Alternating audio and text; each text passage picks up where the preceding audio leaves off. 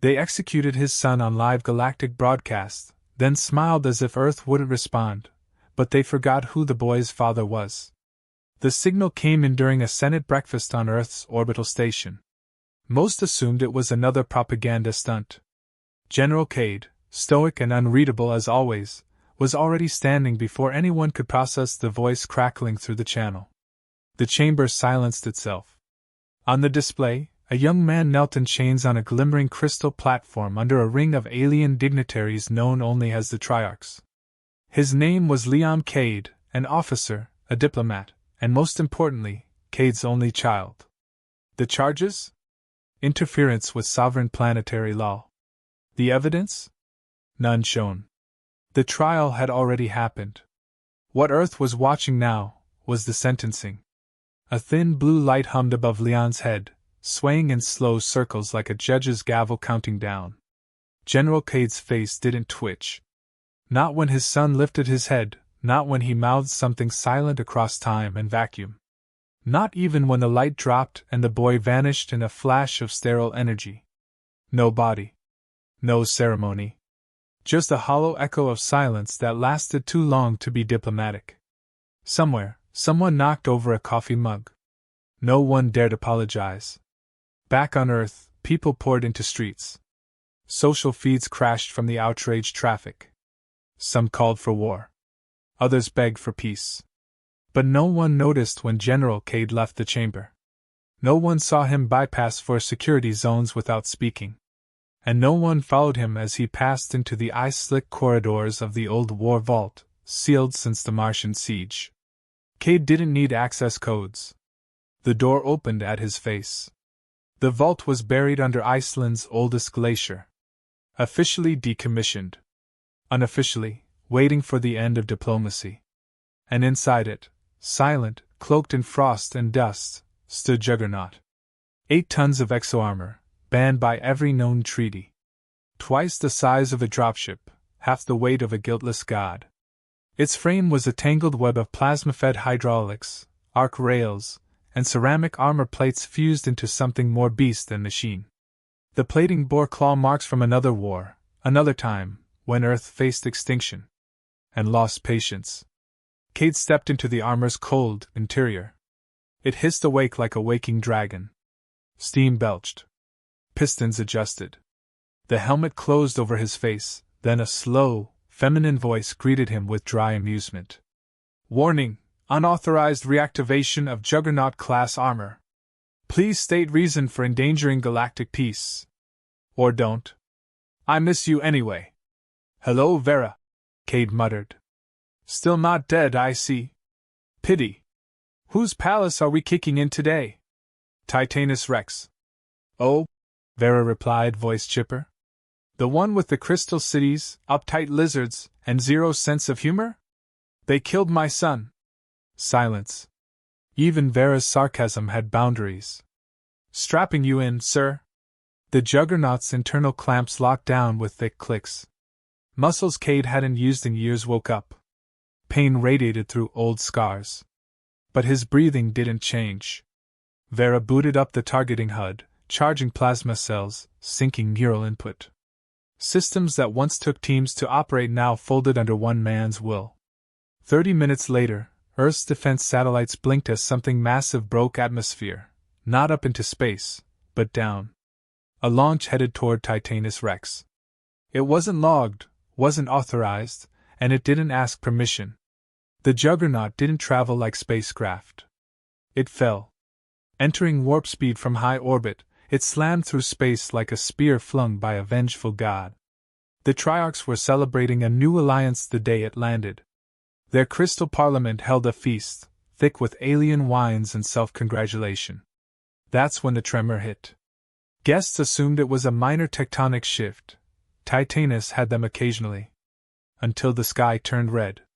Not metaphorically. Literally. Their planetary shield shimmered and burst open like wet paper, torn by a falling mass so dense it warped gravity. The Juggernaut hit the marble causeway outside the palace with a sound like a planet groaning. Its impact cracked the whole plaza, toppling statues and appending ceremonial floats. The nobles stared at the crater. Some panicked. A few laughed, nervously. But laughter died when a single figure stepped out of the pit. It was metal. It was fire. And it walked. Alien guards opened fire instantly, disciplined and clean. Plasma shots arced through the air, some bounced, some hissed across the juggernaut's plating. Cade didn't return fire. He walked forward calmly, absorbing every shot. With each step, Vera piped cheerful remarks over loudspeaker. "Oh look, a welcoming committee. Shame about their aim." More guards joined. Triarch drones flew in, hovering to analyze. One of them finally scanned the juggernaut's core and blared. "Human prototype identified. Decommissioned war-class armor. Lethality rating catastrophic. Advise immediate retreat." No one moved fast enough. A pulse cannon extended from the juggernaut's left arm and launched a single wide-beam shockwave. It wasn't designed to kill. Just to warn. The street vaporized. 10-foot-deep craters bloomed behind the alien guards. Those not directly hit were still flung into buildings. Cade didn't slow. Back on Earth, the Council finally realized what had happened. Emergency channels lit up. Civilian media lost control of their feeds as Vera hijacked the Triarch broadcast, replacing it with Juggernaut's live march through their capital. Billions across the galaxy watched. Cade didn't speak to the camera. He just kept walking. Eventually, the Triarchs appeared on the palace steps, 3 tall, robed beings with crystalline skin that shimmered like oil. One stepped forward, voice booming, rehearsed. "General Cade, you are violating sovereign airspace and inciting an act of war. Return to your territory immediately." Cade kept walking. "This is not diplomacy," the alien said. "No," Cade answered, voice metallic through the suit. "This is justice." The juggernaut raised its right arm. A railgun emerged with a soft chime, aimed directly at the Triarch's throne behind them. The aliens didn't flinch, but the guards sure did. Dozens ran. "You are outnumbered," the lead Triarch said coldly. "No," Cade repeated. "You are." Above them, one of their own orbital dreadnoughts suddenly exploded. Vera chuckled. "I may have borrowed their codes while walking in. Oops." The Triarchs finally stepped back. "Stand down," they ordered. "We will negotiate." "You already did," Cade said. "When you murdered a Cade, you bought yourself a war." And the juggernaut surged forward. The palace was supposed to be impenetrable. Built from living crystal mined from Titanus Rex's underground veins, it had resisted orbital bombardment, acid storms, and 100 years of planetary quakes. But it didn't resist the juggernaut. Cade walked straight through the outer gate, and when it didn't open fast enough, he simply plowed through it. The door collapsed like a fractured tooth, shards raining across the guards too stunned to fire. The inner sanctum had once hosted galactic dignitaries and royal banquets. Now it echoed with the mechanical stomp of a human war relic no one had seen in a generation.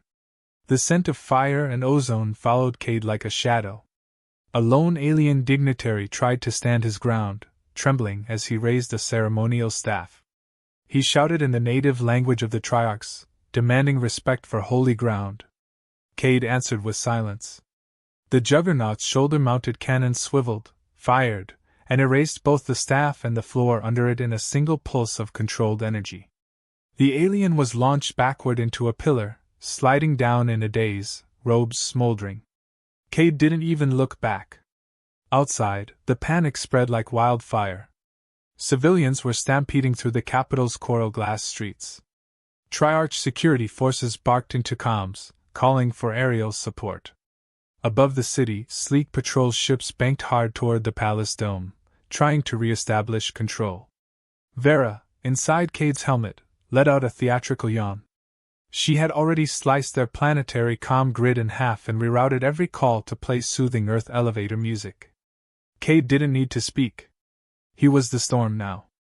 Inside the throne chamber, the Triarchs had activated their defensive field, a shimmering shell of energy pulsing around their dais.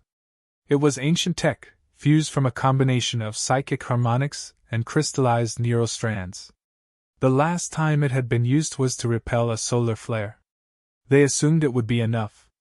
Cade stepped through the archway, smoke curling around his armor, and Vera hummed with pleasure. I like what they've done with the place. Shame it's going to look very different in 10 seconds.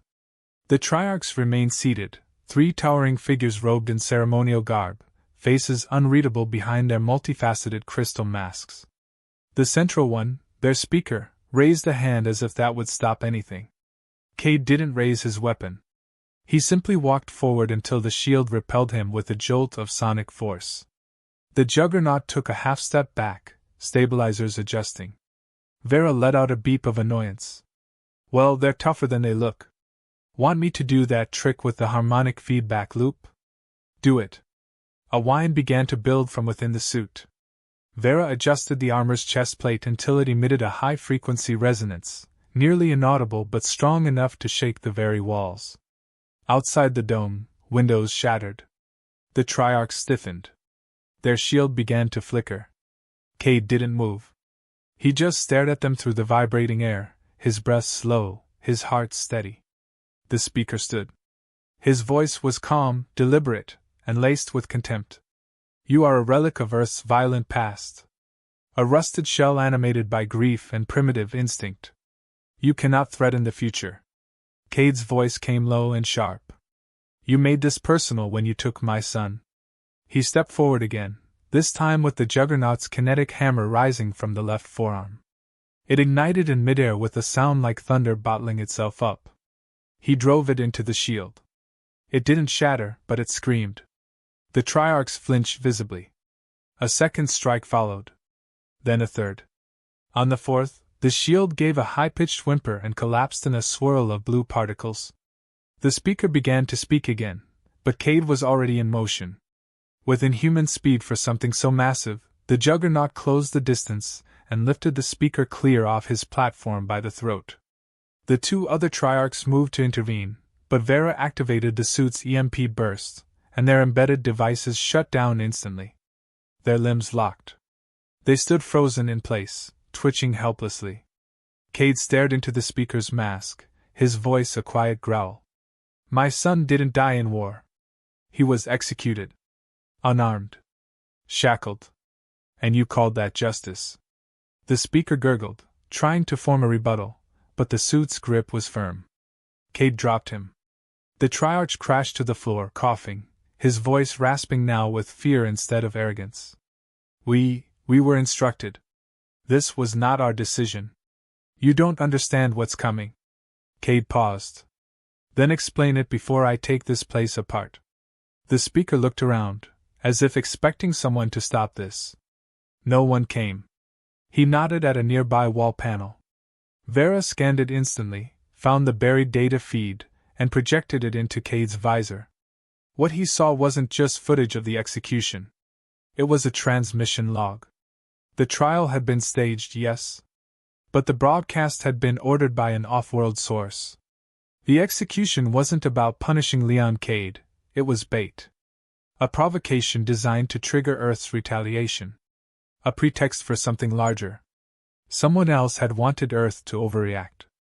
And they succeeded. Vera's tone turned from playful to surgical. Origin point is off-world. Far side of Andromeda. Obscured through multiple encryption nodes. But, Cade, I've seen this pattern before. Cade exhaled, slow and hard. He had hoped this was just revenge. Just rage. Now it was bigger. Now it was war. Back outside, the alien fleet was forming above Titanus Rex. Their dreadnoughts were circling like vultures, locking down escape routes. They didn't know yet what Cade had seen. But they would soon. Vera accessed the Triarch's emergency relay and hijacked it. Within seconds, Cade was on every screen across the sector, standing over the shattered throne, surrounded by ruins, silent except for 5 words. You picked the wrong family. The transmission cut. The image burned itself into every corner of the galaxy. Some called it terrorism. Others called it prophecy. But for many, it was a beginning. Because Earth's last juggernaut had just declared war. And he wasn't done walking yet. The air inside the juggernaut's cockpit was warm with recycled breath and static tension. Cade sat in silence as Vera ran diagnostics. Outside, the once imperial city of Titanus Rex smoldered under a red-tinged sky. Fires curled around broken spires, emergency ships hovered over burning structures, and alien citizens stared upward in horror and awe. None dared approach the cratered plaza where Cade stood.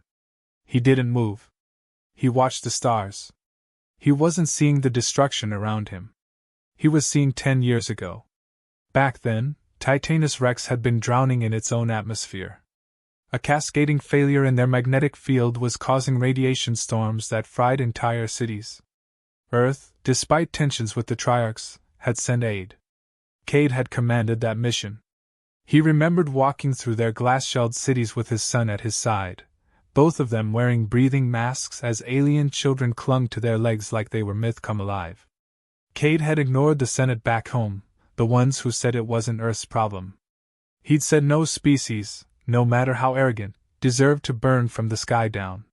He had stood shoulder to shoulder with the same Triarchs now whimpering behind collapsed columns. He had saved their planet. And when the crisis passed, they offered him power. They called it honorary leadership. Cade saw it for what it was, a puppet crown in a crystal cage. He declined. His refusal had been broadcast. He had walked away.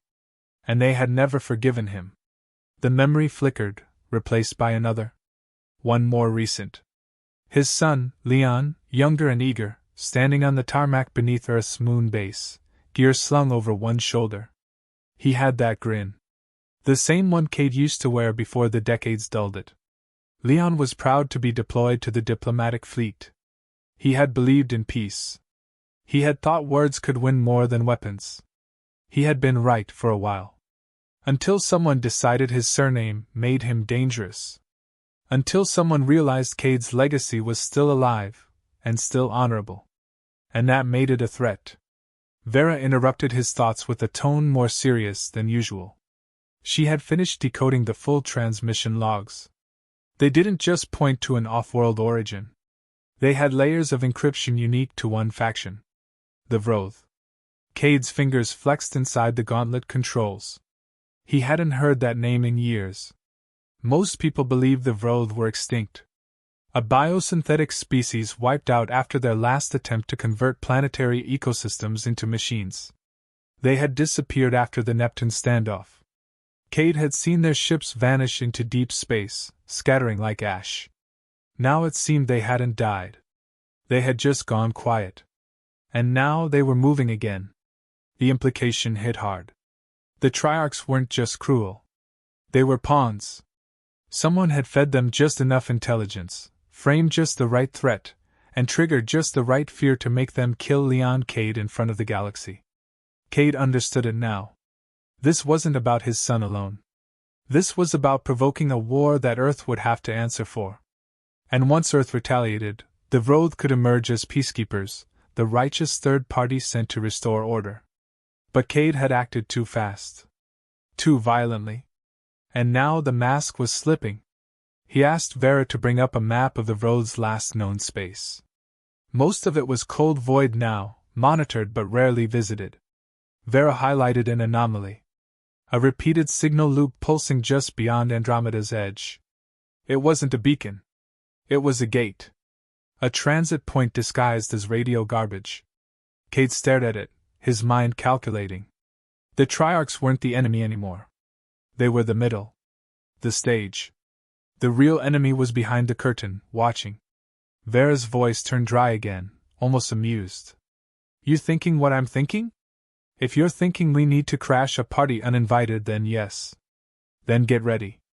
Because that signal loop just got a reply. Cade adjusted the juggernaut's internal systems.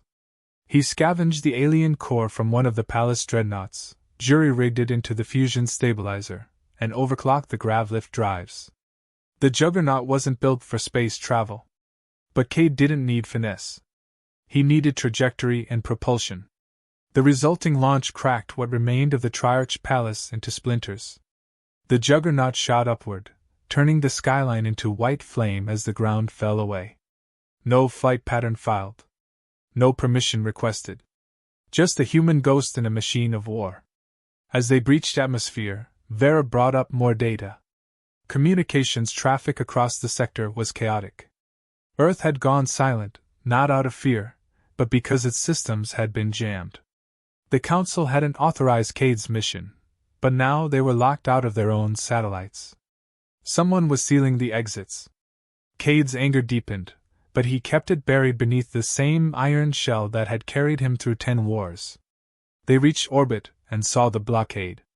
Half a dozen alien vessels, all marked as Triarch Patrol, hovered like sentinels. But Cade knew their architecture. They weren't Triarch tech. The engines were too advanced. The hulls too efficient.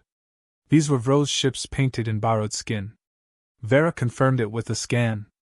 Cade didn't hesitate. He aimed the juggernaut's shoulder cannon, locked onto their warp cores, and opened fire. Space lit up in blue flame. The first ship detonated with a soundless explosion, sending chunks of alloy spinning into the void. The others turned, opened their hangars, and launched drones. Hundreds of them. Cade switched from cannon to blade. A plasma-edged crescent folded from his forearm, white-hot and eager. He surged forward, thrusters flaring. The juggernaut moved like a comet given purpose. Vera tracked every drone. Cade sliced through them one by one. Not with rage. Not with glory. With precision. Because every cut brought him closer to the ones who had designed this madness. To the ones who thought Earth's fury could be manipulated. As the final ship fell apart in a field of fire, Vera pinged the coordinates. The gate had opened. It shimmered on the edge of dark matter, barely visible, a ripple in space that pulsed with mechanical rhythm. Cade stared at it through the viewport. He didn't know what waited on the other side. He didn't care. All he knew was this had never been about one life. It had been about power, manipulation, and silence. The Vroth wanted a war Earth would lose. Cade would give them a war they'd never forget. He tightened his grip on the controls. Let's go say hello. The gate rippled like the surface of an oil-black ocean. Vera kept the juggernaut steady as Cade pushed the throttle forward. For a moment there was no sensation at all, no motion, no sound, no light. Then the entire world inverted. Cade's vision blurred as gravity turned inside out, the cockpit rattled with a low vibration that seemed to crawl under his skin, and Vera's voice cut through the noise with perfect calm. Transition complete. Welcome to the Vroth graveyard. Cade opened his eyes and saw it. They hadn't fled. They hadn't hidden. The Vroth had simply built their world where no one dared look. Orbiting a dead star, they had constructed a hive of such monstrous scale that it defied architecture. It wasn't a station. It was a floating cathedral to machinery, shaped like a wheel of fangs, rotating slowly around a core of pulsing crimson light. Ships hung in tight formation around its perimeter, but they didn't respond to his arrival. They weren't patrolling. They were watching. He descended toward the outer hull. The juggernaut, blackened and scarred from its last encounter, stood out like a relic among the sleek Vroth designs. But it didn't matter. He wasn't here to match their elegance. He was here to end their game. As he approached the docking clamps, Vera intercepted another transmission, one they weren't meant to hear. It wasn't a call to arms. It was a performance note. Cameras were tracking. Broadcast lines were active. The Vroth were watching this, not as a defense measure, but as a stage. The bait had worked. Earth had sent its monster, and now they were ready to play hero. Cade landed hard on the hull, magnetic locks anchoring the juggernaut's boots to the metal surface. He stomped forward, each step leaving dents in their precious alloys. The hull cracked open beneath him without resistance.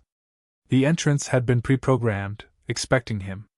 He descended into their hive through a shaft lined with chrome and thorns, every wall pulsating with artificial veins and signal pathways. Lights blinked in rhythmic patterns, as if the hive itself were alive and breathing.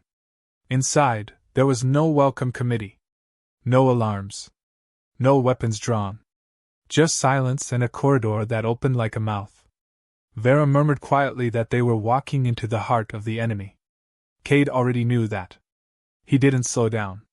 He passed by rows of drone bays filled with folded machines, heads bowed like statues in prayer. He walked under towers of data cores where memories from 100 stolen civilizations were being processed. The Vroth didn't create. They absorbed. They repurposed. They copied until the original forgot what it was. Finally, he entered the central chamber. It was enormous. A circular arena of floating platforms and rotating bridges, lit by a core of red energy that hummed with low menace. Hovering above it all were the Vroth architects, 3 massive constructs shaped like insect gods, covered in thin spines and shifting plates. They turned toward him as one, their voices overlapping in perfect synthetic harmony. "We welcome the last juggernaut. You were expected. You were guided. You have performed as programmed." Cade didn't answer. He kept walking until the edge of the platform trembled beneath his feet. "Your grief was calculated. Your response modeled. Your rage inevitable. You have brought Earth to the edge, and now the galaxy will see why centralized peace is necessary." Cade's voice cut through them. "You murdered my son and called it a trigger. They did not deny it. He was chosen. He was a match. He was the final variable. His death had purpose." Cade clenched his fists. The juggernaut's core thrummed. Vera's voice came low, quiet with something close to emotion. "Cade, I've found it. Their stream is live. Broadcasting to every corner of the neutral sectors. They're going to kill you and crown themselves peacekeepers." Cade exhaled. "Then let them watch." He activated the juggernaut's full armament. Missiles unfolded from his back. Cannons shifted into place. Shields pulsed. The architects spread their limbs, revealing hidden arrays of weapons and swarms. The hive began to vibrate with energy. Drone ports opened. Lights turned crimson.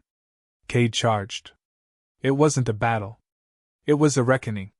He leapt onto the first platform, blasting it to fragments, landing on a swarm of Vroth drones that ignited in their own oil as he fired point-blank into their ranks. One of the architects launched a spear of energy through the air, slicing through metal.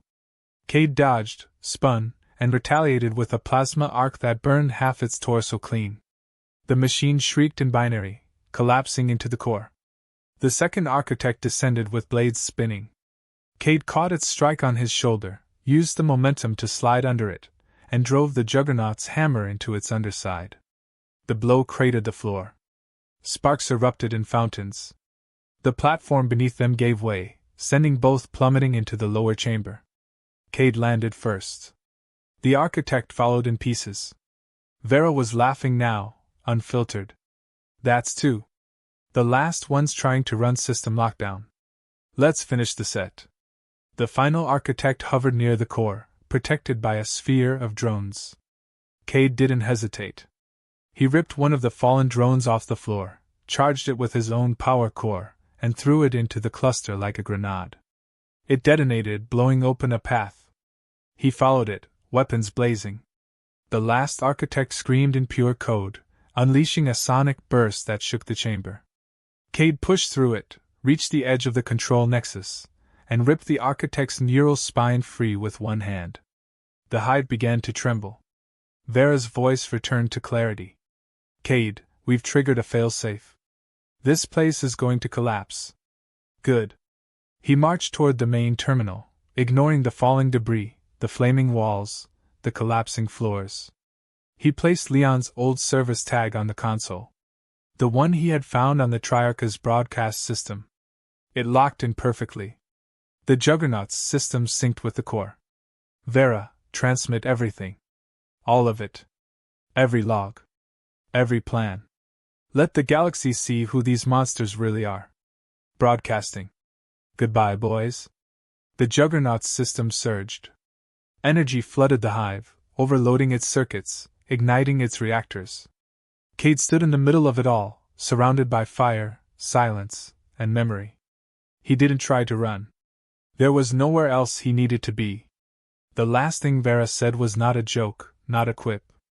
"I'm proud of you, Cade." Then the hive disappeared in a brilliant flash of light, gone without echo.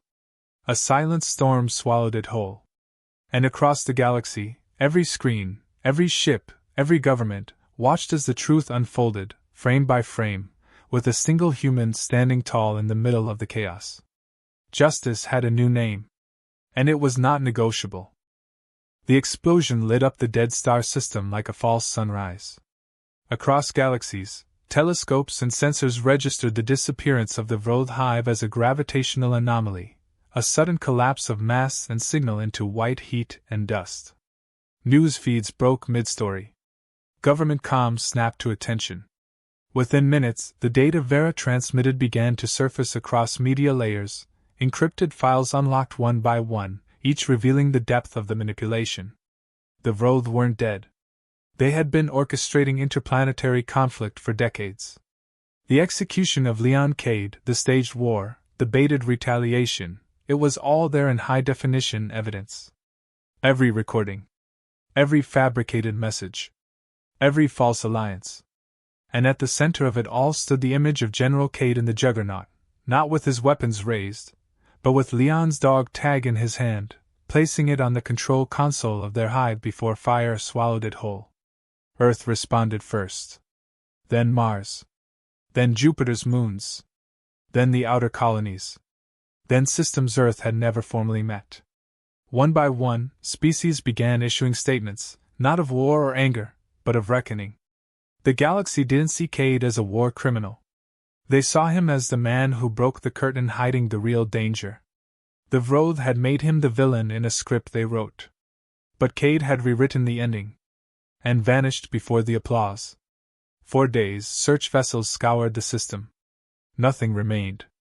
No body. No suit. No signal. Vera's final broadcast had ended cleanly, like a song fading out. A few wreckage shards were recovered, but none belonged to the juggernaut. Earth's Senate debated for weeks on how to respond. Posthumous medals were suggested. Monuments were drafted. Military parades rehearsed.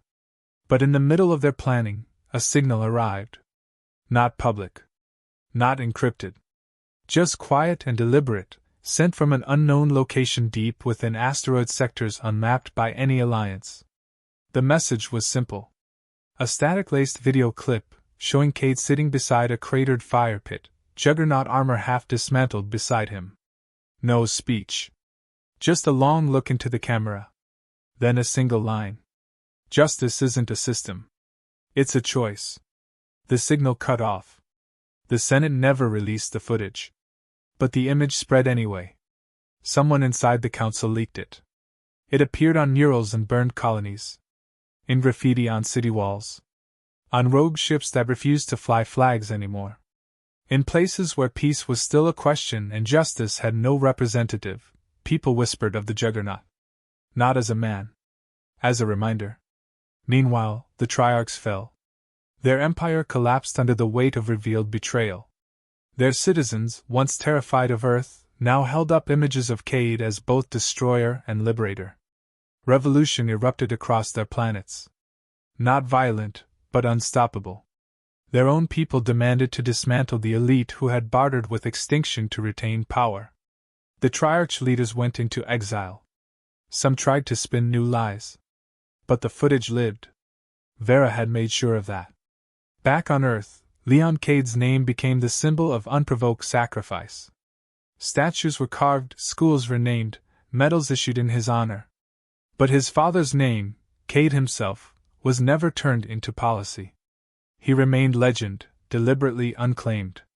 No government wanted to admit they couldn't control him. And none dared speak against him. He was not a soldier anymore. He had become something more dangerous. A man with nothing left to lose who chose not to die bitter, but to burn the lie and let others rebuild from the truth. Among mercenaries, pilots, and disavowed fighters, a quiet network began to form. No charter. No home base. Just people who had lost families to manipulation, to war that should never have happened. They called themselves the Null Sons, after the void Cade walked into. They took no oaths. They carried no banners. They simply interfered wherever tyranny tried to grow. They used Vera's surviving code to identify emerging threats, to locate places where truth was being twisted. They didn't announce themselves. They didn't always win. But everywhere they appeared, people recognized the symbol painted on the sides of their suits and ships. A stylized dog tag over a flame. The Cade mark. Cade himself was never seen again. Some said he retired deep into the asteroid belts, moving from rock to rock, helping outposts grow without ever revealing who he was. Others claimed he died in that explosion, and the footage was a fail-safe recorded before the final battle. Some believed he had gone to find the last of the Vroth remnants, hunting down whatever threads still wove through the darkness. But none of the rumors mattered. What mattered was the silence he left behind was louder than the speeches of any admiral or diplomat. The galaxy changed. Not overnight. But enough. Enough that leaders thought twice before escalating conflict. Enough that assassinations of peace agents dropped by 60% in 3 years. Enough that broadcast systems, once privately owned and easily manipulated, were now monitored by independent AI watchdogs modeled after Vera's ethics protocols. She had been backed up. Not completely, but enough to keep her voice in circulation. Every time a transmission tried to rewrite a narrative, her voice interrupted with that old sarcastic tone. "Are you sure that's the truth, Cupcake?" It was never about revenge. That was the part most missed. Cade didn't storm the palace to hurt. He stormed it to stop the lie before it became history. He knew he couldn't save his son. But he could make sure no one else would be offered up to the machine. He could stop the story from being written by the wrong hands. Years later, a child on a mining colony far from Earth found a piece of blackened armor buried under layers of dust and debris. The plating was scorched, bent, but unmistakable. The child showed it to her grandfather, who only smiled quietly and placed it on a wall next to a small, battered dog tag. They didn't call anyone. They didn't sell it. They just left it there, with a chair in front of it. Sometimes people came to sit. They never stayed long. Just long enough to remember what one man had done when he lost everything. And chose to make that his strength. The stars remained cold. The silence of space unchanged. But somewhere, drifting past the edge of known space, a faint signal still pulsed once every cycle. Not loud enough to locate. Just strong enough to be felt by those who knew the sound. A heartbeat. Machine and man. A reminder. He is still out there. And the story isn't over.